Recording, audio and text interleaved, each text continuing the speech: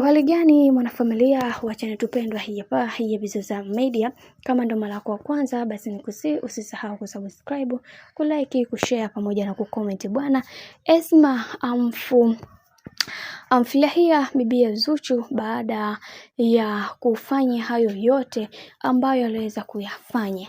Lakini tumeweza kuona ukaribu wa Esma na bibi Zuchu unazidi kupamba moto, na tumeweza kuona pia dada yetu Zuchu kwa kipindi hiki amepitia changamoto kidogo. Ujauzito wake ulikuwa una mambo mengi ambayo yanayoendelea, lakini kwa namna moja ama nyingine upande wa Esma alitumia nafasi hiyo kuweza kukaa na bibi Zuchu chini na kuweza kumfariji kwamba kila kitu kitakwenda kuwa sawa, ni swala la muda, na pia asiogope kwa chochote, kwani yeye ni mtu muhimu na mtoto pia ni mtu muhimu, hivyo anatakiwa kuweza kuwa strong na kuweza kupambana na kila hali ambayo inayomtokea mbele yake. Na akasema kwamba mimi nitakuwa kipaumbele na wewe katika kila hatua ya maisha ambayo unayoipitia. Sasa leo hii kupitia Snapchat ya bibi Esma aliweza kushare nasi hisia zake kwa upande wa bibi Zuchu, akisema kwamba mshukuru sana Mungu ameweza kukupatia uzazi, kwa sababu kuna watu wengi wanatafuta uzazi na wanaukosa. Mungu akikupatia uzazi mshukuru sana. Leo hii najivunia Zuchu kutaka kuweza kutuletea mtoto mwema na mtakatifu katika maisha.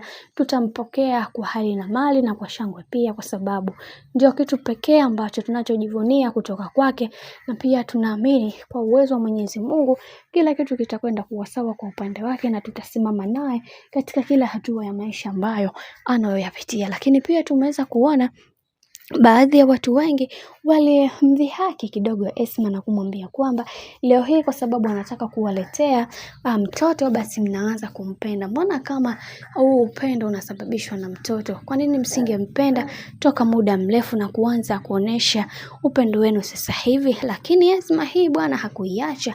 Aliweza kujibu na kusema kwamba kuna wakati watu mnatofautiana na kuna wakati mnafunika kombe mwanaharamu wapite. Kwa hiyo hichi ndicho ambacho kilichoweza kutokea. Bwana, mambo ndo kama hivyo tunavyozidi kuona bibi Zuchu sasa hivi kwa upande wa familia ya bwana mkubwa Diamond Platnumz humwambii kitu, na mama Dangote anadhihirisha dhahiri kwamba Zuchu ni mwanamke bora sana kwa upande wa bwana mkubwa wa Diamond Platnumz.